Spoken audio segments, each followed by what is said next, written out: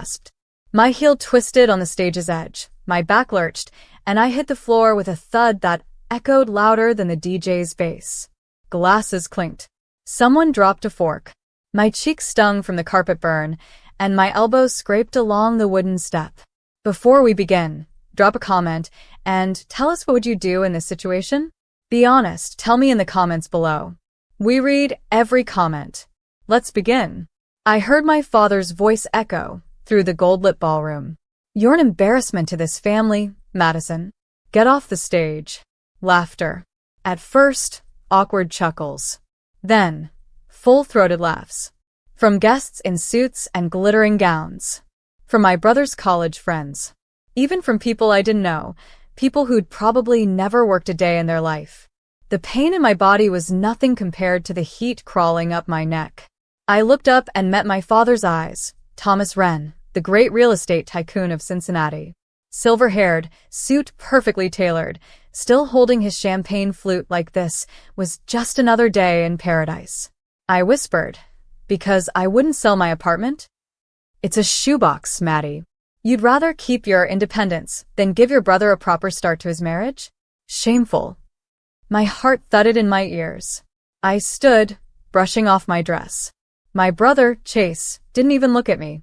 He stood with his new wife, Sienna, dolled up in a custom white gown that probably cost more than my car. Her smile never faltered. Neither did his. And then my mother, Dana, leaned into the mic and said with a syrupy voice, "Let's get back to the speeches, shall we?" As if I hadn't just been shoved like trash in front of 200 guests. As if I didn't exist. I stepped down from the stage with a calm face and fire in my chest. They didn't know. Not a single one of them knew the truth about this place, this lavish, grand, chandelier-drenched venue they were all standing in. The place where champagne flowed like water and the chandeliers cost 6 figures each. They were laughing inside my building. And I was done being quiet. I didn't leave the hall. I walked straight to the back where the venue manager stood, Carla. She looked up from her tablet, her eyes wide. "Miss Wren? Are you?" I raised a finger. "Bring me the mic. Now."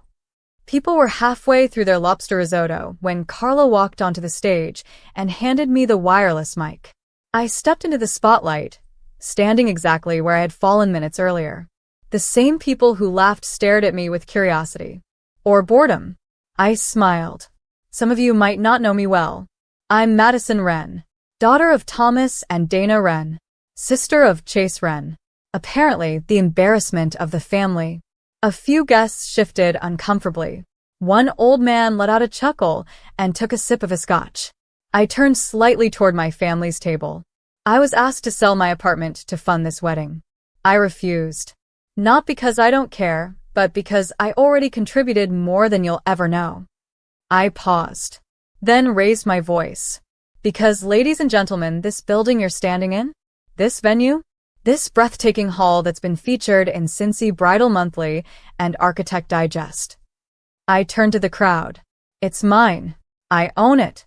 This is my venue. You could hear a fork drop. I looked directly at my father, whose jaw had slackened.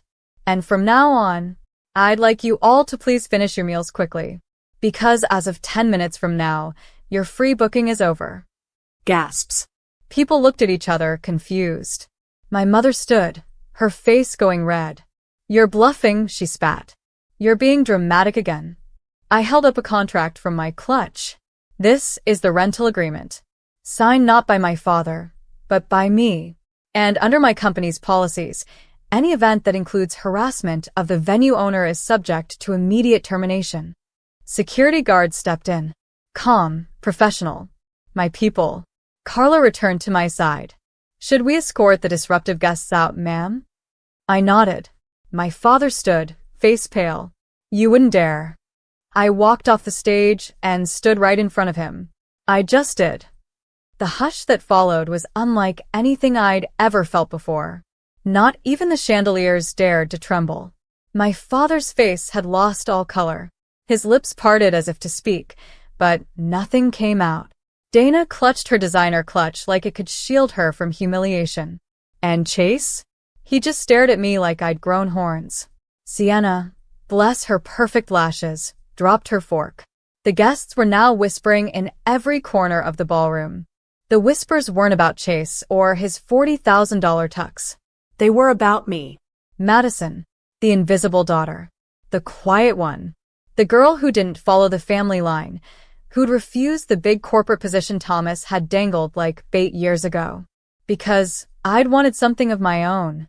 And I'd built it, brick by brick, client by client, while they laughed behind my back. Now? They were standing inside it. I took a calm breath. Everyone is free to finish their meals in peace, those who don't think I'm an embarrassment anyway. A few people actually clapped. I turned and walked toward the side exit, my heels echoing like war drums. I wasn't crying. I wasn't shaking. I felt free. Alive. I had exposed them not with cruelty, but with truth. But just as I reached the door, I heard a voice behind me. Madison, wait. It was Uncle Joel, my dad's older brother. A man they'd always called a burnout behind closed doors. But he'd always been kind to me. He caught up to me just outside the ballroom, beneath the marble archway lit in warm amber. That took guts. I swallowed hard. You think I went too far? He chuckled. Madison, they pushed you. Literally. And you didn't scream or throw anything. You reminded them whose name was on the deed. That's not petty. That's power. That was the first time I realized. I wasn't ashamed. They were. By the next morning, the story had spread through our family circles like wildfire. My cousin Olivia called at 6:13 a.m., laughing so hard she could barely breathe. Girl, did you really kick them out of the reception? My mom said Sienna's dad had to pay the vendors himself. Your dad left his Rolex on the table. I smiled but didn't say much. Let them talk. What mattered more? My inbox. Overflowing. Subject. We'd love to feature your venue in our next cover story. Subject. Booking inquiry, saw what happened last night and we're obsessed. Subject. You're the boss now. Can we talk partnerships? Every magazine, every vendor, every local influencer in Cincinnati suddenly knew who I was. Not just Thomas Wren's daughter. I was the woman who built a venue from scratch, hosted the most expensive wedding of the year, and dropped the truth like a mic. By noon, I'd been contacted by 3 news outlets, but not a word from my parents. Until 7:02 p.m. A knock on the glass door of my apartment. I opened it to find Chase. Wearing jeans and a hoodie. No wife. No smug smile. He looked different. Can I come in? I hesitated. You didn't stand up for me yesterday. He looked down. I know. I was scared. That made me pause. He stepped inside, silent for a moment. Look, Madison, I'm sorry. What happened was awful. I didn't know Dad was going to do that. I didn't know how deep it all ran. You laughed. I did, he admitted, voice small. But not because I thought it was funny. Because I panicked. I didn't know what to do. For a moment, I saw the scared little brother behind the tailored suits. He continued, Sienna, she told me after we left that she never wants to see my parents again. She saw who they really are. We both did. I guess it took you standing up to them for us to see it. I crossed my arms. So now what? He looked up. I want to start fresh. I want you in my life. And if you're okay with it, I want to invest in your business. I blinked. What? He smiled faintly. Sienna and I talked. We want to put our wedding gift money into your venue expansion. If you'll have us. I said nothing for a moment. Then, slowly, I smiled. 2 days after the wedding debacle, I sat in my office above the ballroom, blinds half drawn, sipping lukewarm coffee and watching sunlight cut across the marble floors of my lobby. My inbox kept pinging, brides, vendors, and curious media people wanting my side of the story. But there was one thing I hadn't seen yet. My father. Not a text. Not an email. Not a word. Until I received a call from my building's front desk. Ms. Wren? There's a Thomas and Dana Wren here to see you. They say it's urgent. My first instinct? Hang up. But then something inside me settled. No shaking. No nerves. Just a quiet calm. Send them up. When they walked into my office, I didn't offer them a seat. My father wore a gray blazer over a cashmere sweater, looking more like a senator than a dad. Dana followed closely behind, her heels clacking with every step, her lips painted in a smile that didn't touch her eyes. He spoke first. Madison. We came to talk, not to fight. I leaned back, arms folded. Funny. You weren't as diplomatic when you shoved me off a stage. Dana winced, looking away. Dad cleared his throat. I was wrong. About a lot of things. I stared. You humiliated me. You didn't just reject my help, you mocked it. You called me an embarrassment in front of 200 people. He nodded slowly. I know. Silence. Then he reached into his coat pocket and pulled out a folder. He placed it on my desk. I've transferred 30% of the Wren Group shares to your name. My jaw tightened. Why? Because, he said slowly, it took what happened at that wedding for me to realize I've been blind. You didn't just build something, Maddie. You outgrew us. You surpassed us. Dana spoke for the first time, voice softer than I'd ever heard. We were wrong, Madison. About everything. We thought if you didn't do it our way, it wasn't the right way. But you proved us wrong. They looked tired. Not just physically, but emotionally stripped. And for once, they weren't looking down at me. They were looking up. I didn't take the shares. Not that day. Instead, I said, I don't want a piece of the family empire out of guilt. If I'm going to take anything from you, it'll be because I deserve it, not because you're trying to wash off your shame. Dad lowered his eyes. Then tell me what we can do. You can apologize publicly. Dana stiffened. What do you mean? I mean, go to every guest from that wedding, every client, every vendor, every one of your little charity friends, and tell them you were wrong. Tell them your daughter isn't an embarrassment. Tell them she owns the venue and she built it from scratch while you were too busy counting your zeros. He looked like he'd swallowed nails. But he nodded. 3 days later, Thomas and Dana Wren released a statement on their social media platforms and the local business journal. It read, At our son's wedding, we said and did things that do not reflect who we want to be as people or as parents. Our daughter, Madison Wren, is a force of nature. She built something extraordinary, and we are proud of her. We failed to see it, but we see it now. To anyone who witnessed what happened, we ask for your understanding, and more importantly, your forgiveness on behalf of a daughter who deserves none of the disrespect she was given. After that, the tide turned even more. My inbox tripled. I got an offer to host a nationally televised wedding show segment in my venue. An upscale chain of hotels offered to buy my concept and brand it nationwide. But I didn't say yes. Not yet.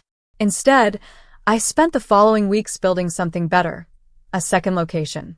With Chase and Sienna as my business partners. Not because of money, but because they believed in me. And for the first time in my life, I felt like I was seen. I wasn't just a daughter. I was the one they all stood on. Literally.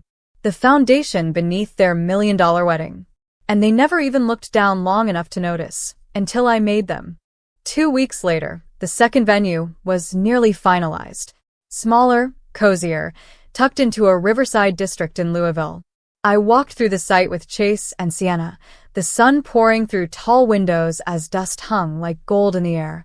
This'll be your new crown jewel, Chase said, smiling. I nodded, distracted. Something had been nagging me for days.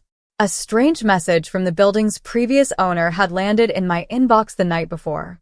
Check the ledger behind the front wall panel. It belonged to your grandmother. My grandmother? I barely remembered her. She passed when I was 6. My dad rarely spoke of her. But curiosity got the best of me. That night, after the team left, I stayed back and found the loose panel in the foyer wall. Inside was a wooden box. I opened it and found a crumbling leather notebook, its pages filled with drawings, notes, and ownership papers. It wasn't just a coincidence. This venue used to belong to my grandmother. She'd owned it decades ago, run events here before my father moved the family business upscale, and buried the history with it. The next morning, I stood in front of my parents. You knew Grandma ran events in Louisville? Thomas froze. Where did you hear that? I tossed the ledger on the table. From her own hand. Dana's lips parted. That place, it was supposed to be sold. I laughed, bitter. No. It was taken. Rewritten in history, like she never mattered. My father looked away. She was the first to build something real. Before either of you. And you erased her. I didn't yell. I didn't fight. Instead, I renamed the venue, Evelyn Hall, after my grandmother. And on opening day, I stood on the small stage, my hand on the same wood beam she once touched, to the women they tried to silence, and the women who refused. 3 months later, Evelyn Hall had a waitlist stretching into next year. Couples from across the state came to tour it, drawn not just by its charm, but by the story. The real story. A granddaughter honoring the legacy of a forgotten matriarch. A woman who stood on her own after being pushed aside. At the ribbon-cutting ceremony, I stood on the steps with Chase and Sienna beside me. Carla, my loyal manager from the original venue, smiled from the crowd. And just beyond them, my parents. They didn't say a word, but they were there. And this time they weren't in front. They were in the back row, watching, listening. And that was enough. Weeks passed. Business boomed. Then one Sunday morning I got a letter in the mail. Handwritten. Old-fashioned. From my father. Maddie. I've spent most of my life trying to mold others into my version of success. I see now that I overlooked what true strength looks like. Not loud. Not boastful. Quiet. Relentless. Like you. Like your grandmother. I'm sorry it took so long for me to see you. But I do now. And I'm proud. Dad. I didn't cry. I didn't run to reply.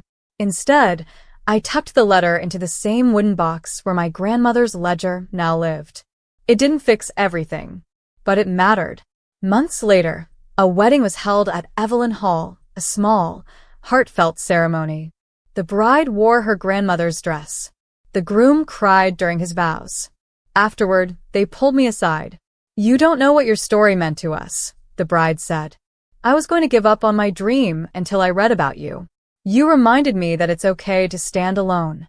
That was it. That was the moment. Not the public apology. Not the headlines. Not even the growth of the business. But this quiet moment of impact was the real reward. I didn't need revenge. I had something better. Legacy. And that stage, I never stood on it to be